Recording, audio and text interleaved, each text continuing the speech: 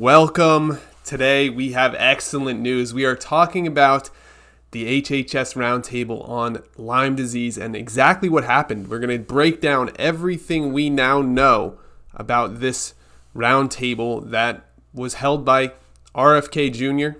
and many other different people, right? We had scientists and patient advocates and a few institutions, funding institutions, and more. And we're going to break down everything that this means for people with Lyme disease, for doctors, and for insurance, and everything in between.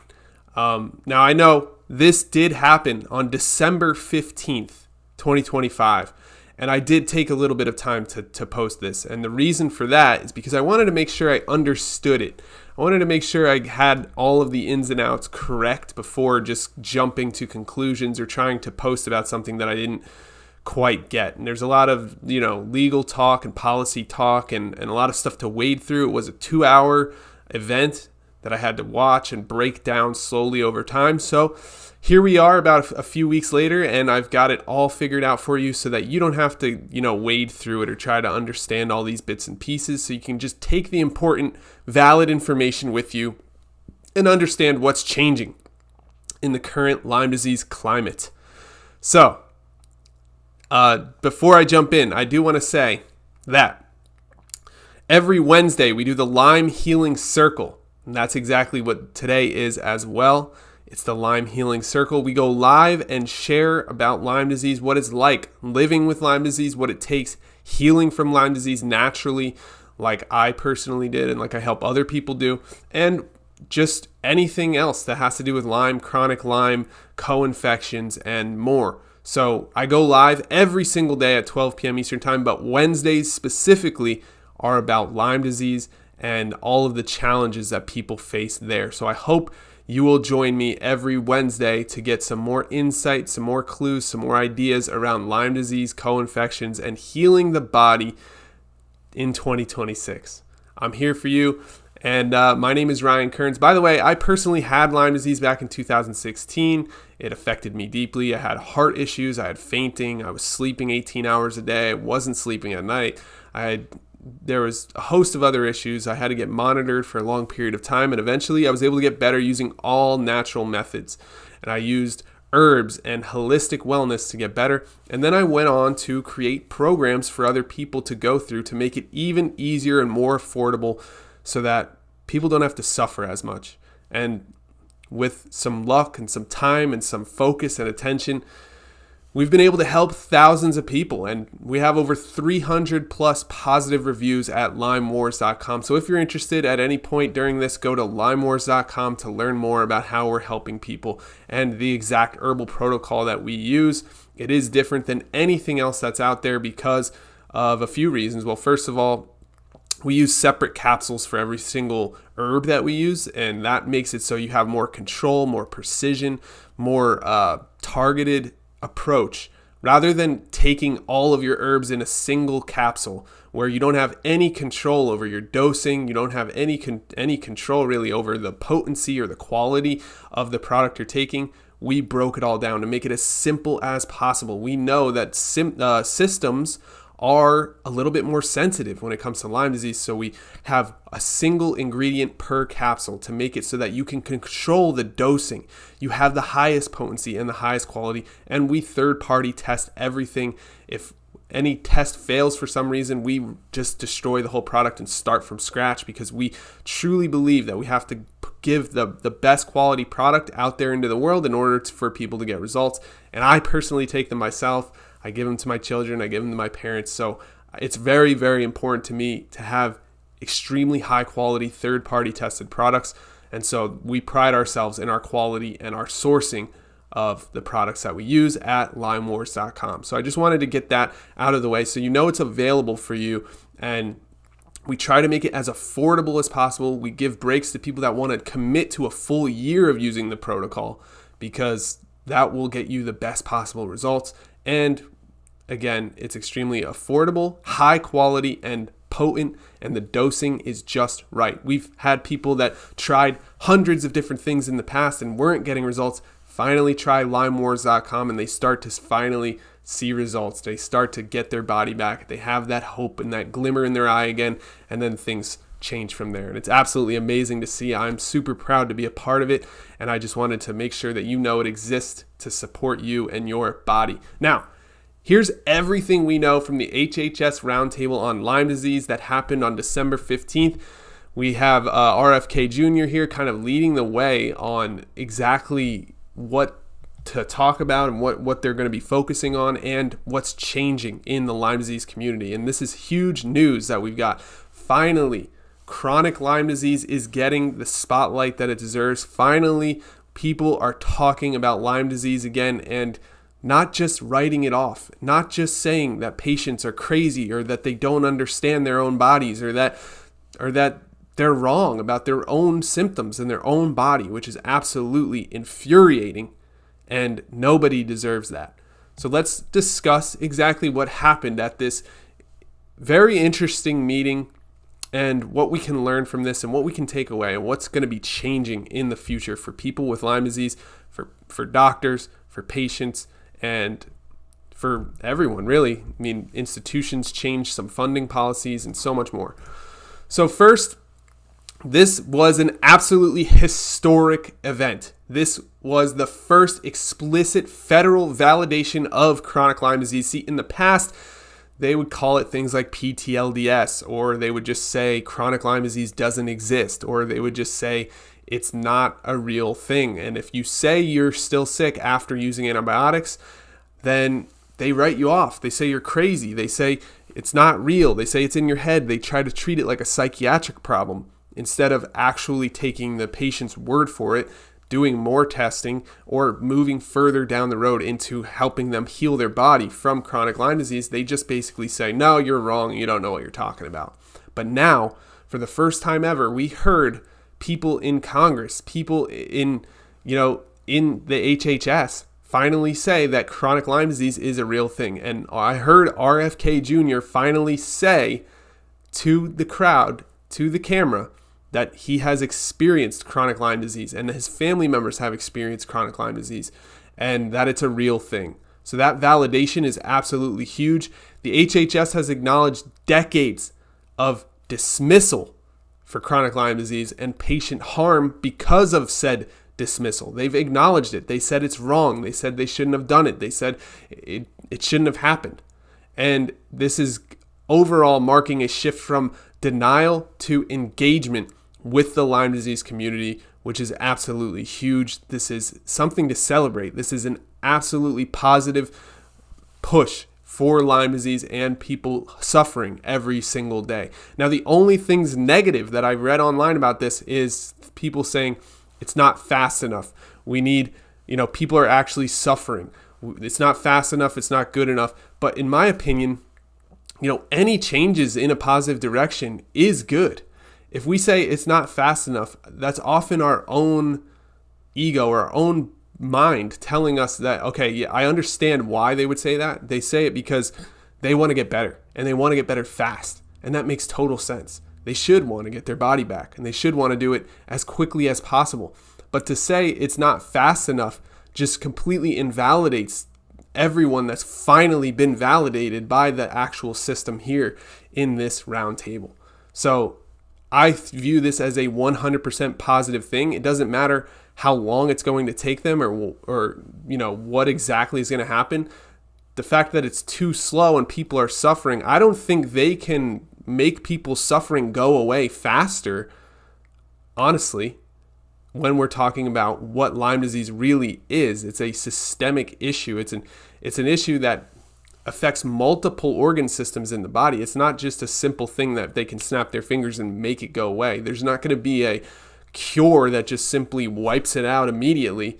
And if you're expecting that, you may need to change your perspective or change what you're expecting, your expectations, because it is going to likely be a long-term solution for most people. And that's what I've found over the 9 years that I've been helping people with Lyme disease, that it takes time and attention and focus. It takes a long-term approach in order to get better. And that's what happened to me. I had to use a long-term approach. I spent over a year focused heavily on my body and on my health. And that's why I haven't had any symptoms now in over 9 years. And it's why I share everything that I do share on this channel. And if you're new here, hit the subscribe button. And if this video is giving you anything at all, hit the like button so that YouTube knows we're making good stuff and more people can find this. If people never find it, they might not ever get the help that they need. But here's a quick event overview. It was a 2-panel HHS Roundtable event. So not only was it RFK Jr. talking about his own experiences, but there was also patients, clinicians, advocates, researchers, and policymakers, and it was led by Secretary Robert F. Kennedy Jr.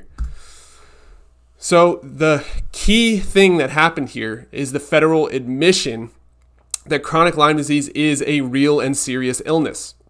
And for so long, this has been hidden, this has been ignored, this has been pushed aside, this has been not admitted at all. They never wanted to say that chronic Lyme disease was real. They even created a brand new term about it called PTLDS, post-treatment Lyme disease syndrome. Now this is absolutely ridiculous, and it just goes to show that that wasn't the case all along. Now there's finally acknowledgement of not only chronic Lyme disease, but of the past medical gaslighting, meaning, if you don't know what gaslighting is, it means you make people believe that their own beliefs are false or not real. You basically say that what they're feeling is incorrect and that they're not right about their own feelings and their own body. And when in the worst place that somebody can do this, in my opinion, is in the medical industry. If you go to a doctor and they say you're crazy or you're not thinking straight or you're making this up, they're gaslighting you 100%, and that is very harmful to society. We need to make sure that never happens. It's one thing to gaslight your friends or your relationships. It's another thing completely when someone comes to you for medical help and you make them feel crazy. That is absolutely abhorrent. Nobody should ever feel that way, and nobody should ever be made to feel that way. So finally, there's a commitment to patient-centered science and policy, and that is huge. I am so happy that this change is happening, and I couldn't be more grateful that finally something is happening here. And look, Lyme is not simple. It's multi-system, chronic, and it's often persistent over a long period of time. It frequently involves co-infections, meaning other infections that come along with that main bacteria that everyone talks about, which is called Borrelia burgdorferi. There's tons of different co-infections. There's tons of different genotypes of Borrelia. It involves all types of different bodily systems. It can be chronic. It can last a long, long time. And symptoms overlap with dozens of other illnesses like MS, which is multiple sclerosis, RA, rheumatoid arthritis, fibromyalgia, psychiatric disorders. It overlaps with all of those, and they all get kind of lumped into their own separate little buckets of symptoms. They're not fully recognized as their own thing. They're kind of just buckets of symptoms. They're not an actual disease that can be treated most of the time. But now, it's important to realize Lyme disease is not a simple disease that it's like, oh, it's just this bacteria, boom, it's done. No, there's multiple genotypes involved. There's multiple co-infections. There's all these overlapping symptoms and illnesses involved as well. And the diagnostic failure has been absolutely insane. Now, all of this was touched on in the HHS roundtable. So antibody-based testing repeatedly was missing cases. So it's very well known that the antibody testing process has about a 50% accuracy rate. So there's a 50% chance that you will get a false negative on a Lyme disease test. And then they'll say, yeah, it's negative, so you don't have Lyme disease. But meanwhile, it's false 50% of the time. It's wildly inaccurate and non-sensitive enough. So that leads to persistent infections often going undetected, and it leads to delays in diagnosis, which lead to long-term disability. If you don't get it diagnosed, there's not much you can do about it. If you don't do much about it, it gets worse and worse and worse over time. So understanding this is at the core center of everything that they talked about in this HHS roundtable, because now they're going to start making changes to the diagnostic process so that more people can get a diagnosis quicker and know that they're dealing with Lyme disease so that they can get the help that they require and things can change faster from there. So there was also many patient stories highlighted, and this fellow here was a patient advocate. He highlighted a few stories. RFK highlighted a few of his own stories. There were lots of stories highlighted in this presentation, and they talked about years-long diagnostic odysseys, meaning people that weren't getting diagnosed for years and years and years and years and couldn't figure out what was wrong with them, and then finally figured out it was Lyme disease and it was chronic, and then started to get better as soon as they got the correct treatment. They talked about dozens of doctors that they had to go see before they finally got the diagnosis. So imagine the amount of money spent not only by patients but by insurance companies to try and make sure that they can get this diagnosis, and just to see all the different doctors and go through all the different testing processes to try and figure out what's wrong with them and never getting an answer. Can you imagine how crazy that makes people feel when they're not getting an answer? And the medical system, a lot of the time, I saw a funny meme the other day that was like, the way that they show doctors in TV is like, oh, we don't know what's wrong with this person. Let's do a huge battery of tests and never quit and try to figure it out. But in reality, right, that was TV. In reality, it looks like, yeah, we can't figure out what's wrong with you, so it's probably all in your head. Let that sink in for a second. That is absolutely ridiculous, right? And it's a complete failure of the medical system, in my opinion. Now, this, when it doesn't go diagnosed, when you can't get a diagnosis and you're sick for a long period of time, this leads to loss of physical and cognitive function. Eventually, people end up bedridden. They end up with loads of brain fog, to say the least, right? You can call it brain fog. You can call it cognitive failure. You could call it all types of different things, but your brain is not working correctly.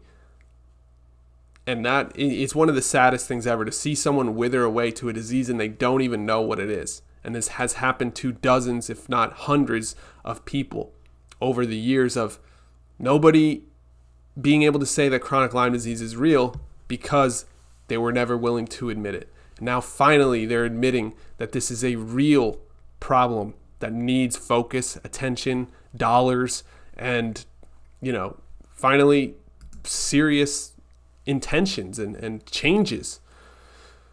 And I'm just glad that this is finally happening. So there was also some frontline clinician perspectives. We got little progress despite decades of patients suffering. So clinicians told their stories about seeing patients wither away and seeing patients going through such difficult times, and how patients remain marginalized in many of these medical systems, and the need for innovation and provider support in this area, which, at LymeWars.com, I'm extremely proud to say we do our best to support these people regardless of, if they have a diagnosis or not, or if they have chronic Lyme or not, what kind of co-infections they have. We don't care what kind of exact diagnosis you have. We care more about you as an individual, as a person, and we want to show up and continue to help you. And that's why we created a support group that's completely free.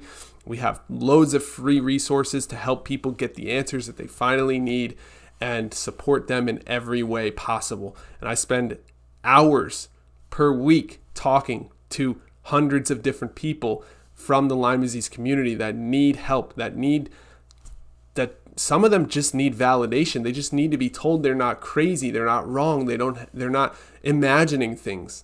And other of them, they need a few tips about what to eat, what not to eat, what to avoid, how to show up for their body, how to support their body, and how to get through this very difficult illness, what supplements to take, what herbs to use, so on and so forth. And we help with everything involved with Lyme disease for free. So this led to major policy announcements, one of them being renewal of the LymeX Innovation Accelerator, which is awesome. This is an accelerator that helps people create different diagnostic tools and different tools for specifically Lyme disease to try and help more people get diagnosed with Lyme disease, but also to treat Lyme disease better. And this has led to the creation of Lyme Centers for Excellence and physician education and improved referral systems for specifically Lyme disease.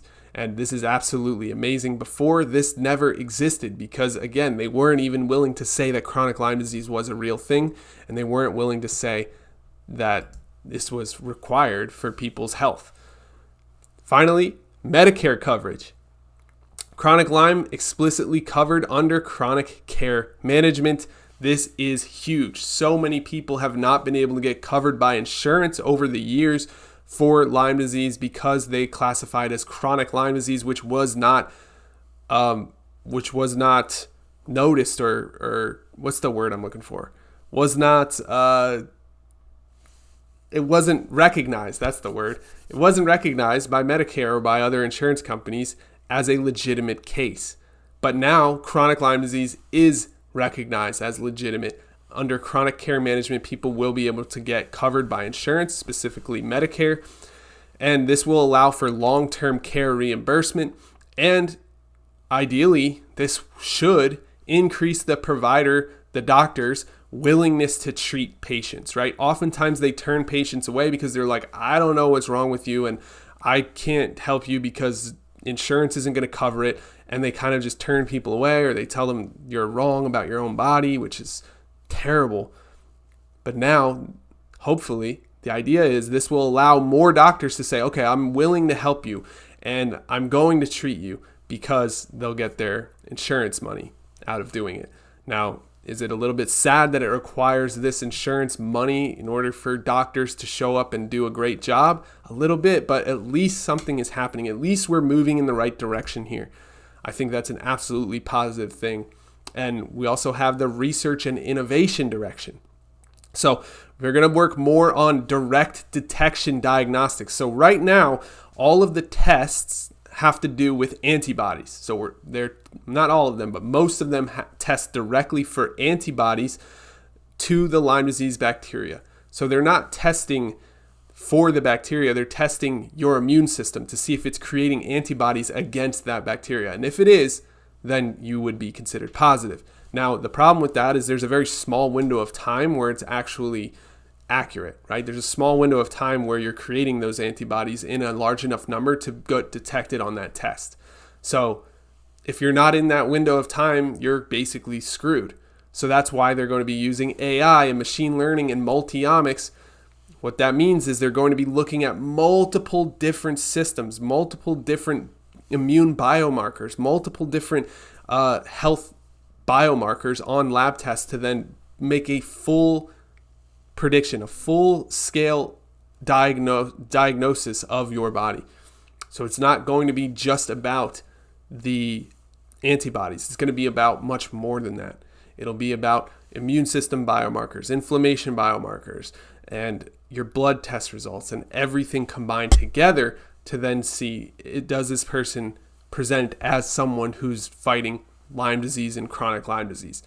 This will give them a much broader stroke to give people the diagnosis for Lyme disease instead of just, the antibodies alone, which wasn't enough for so many people and didn't work as a diagnostic tool for so many people.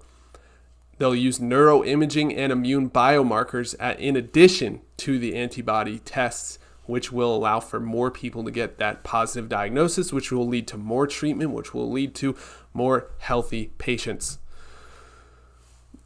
Then they went into talking about Lyme and how it relates to long COVID. So now those two were framed together as infection-associated chronic illnesses. Instead of looking at both of these things separately, they start to kind of bunch them together and think of them as they could be related to each other. There's shared mechanisms, shared research pathways, and potential for accelerated progress in both of these things. I think that's absolutely positive. For some reason, COVID has gotten way more funding and attention than Lyme ever did, even though Lyme has been here for decades, causing millions of people to suffer.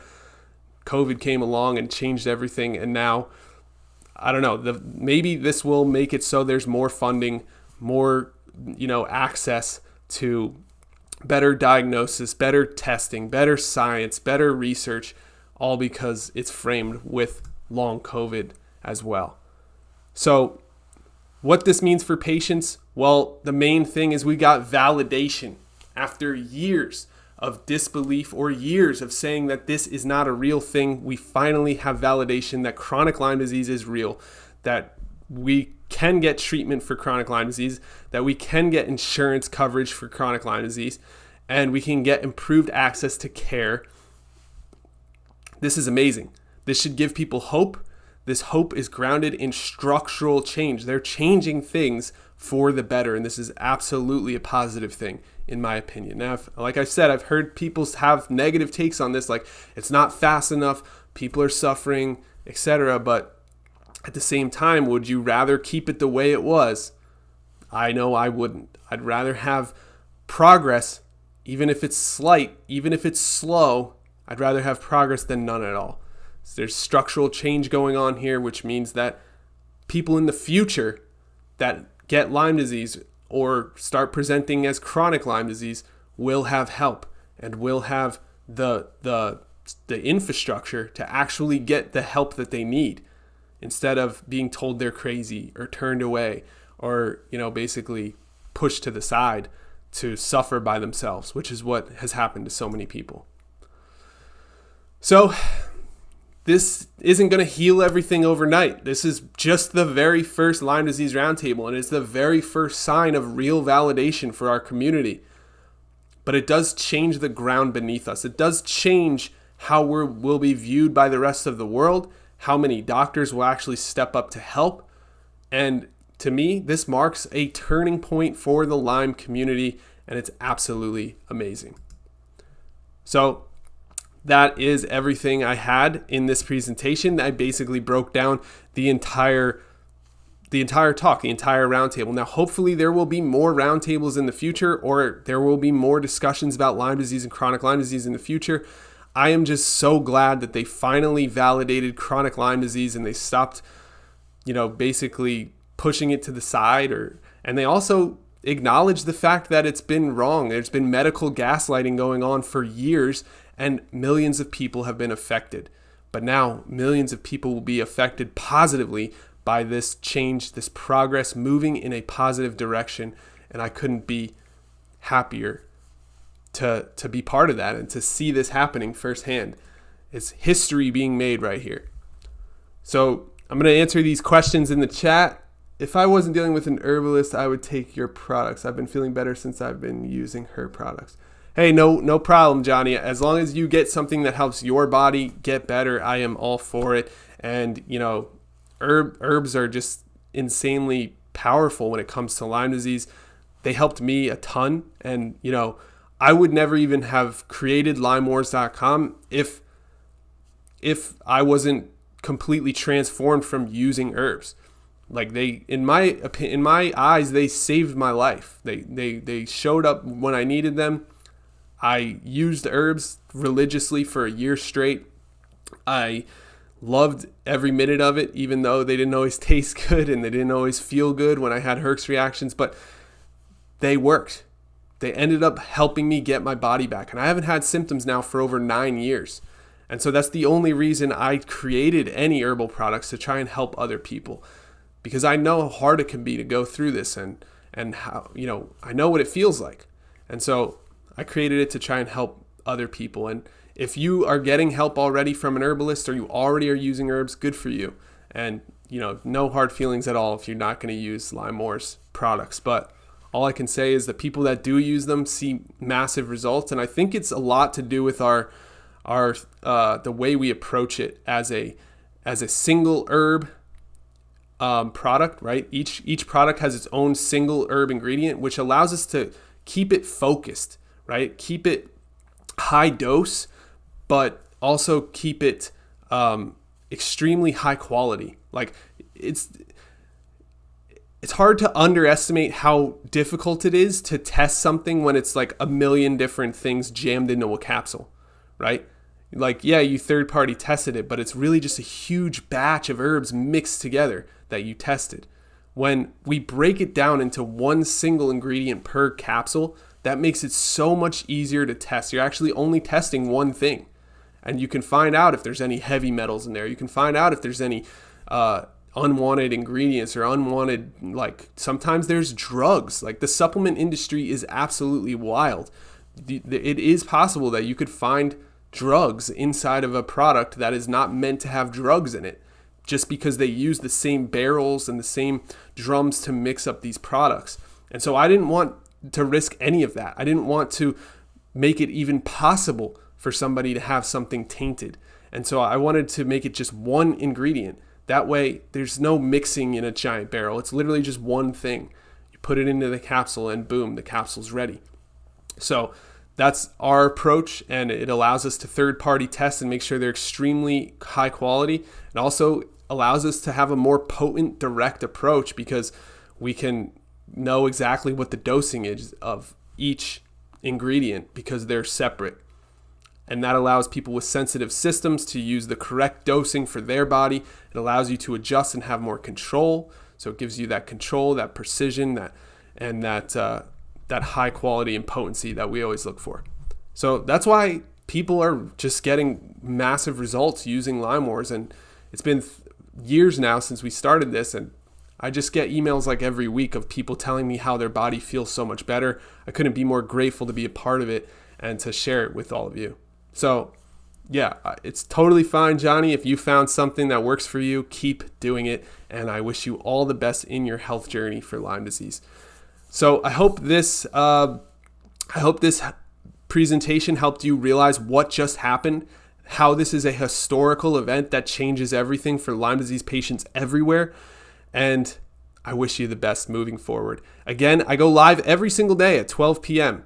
Some days I share positive news stories and inspiration so that we can get a calmer nervous system and so that we can focus on the good things that are going on in the world instead of always focusing on the negative and being in that ramped up, hyperactive fight or flight mode state. That doesn't help anybody heal their body. So 12 p.m. I go live every day to share those positive news stories. And then on Wednesdays, we focus everything on Lyme disease and the Lyme disease community. That includes Lyme co-infections, POTS, all of the things you think of when it comes to chronic illness and Lyme disease. That's every Wednesday at 12 p.m. Eastern Time. So if you want, join me tomorrow. I'll be here at 12 p.m. Eastern Time sharing about, I'll give you some news stories, and we talk about some reflections about life itself and try to be extremely positive, uplifting. I call it lunchtime lift. And really the whole goal is just to help you calm your nervous system and remain positive and hopeful for the world ahead of us. And today, I came to you with a hopeful message from the HHS Roundtable on Lyme disease and how that has absolutely changed the world for people with Lyme disease. I have high hopes looking forward for what will happen in the Lyme disease community, and I'm going to keep a close eye on this so I can report on it in the future as well. So I hope this video helps you out, and if anybody needs anything, please comment or chat or email me, get a hold of me, and I will be happy to help you. I hope you have an excellent Wednesday, January 7th, and right now I'm in North Carolina. It is sunny out. I'm gonna go outside right now and just get some fresh air after this live video. So I hope you have an excellent day, and I'll see you next time. Again, 12 p.m. Eastern Time every single day. Love you. Be well.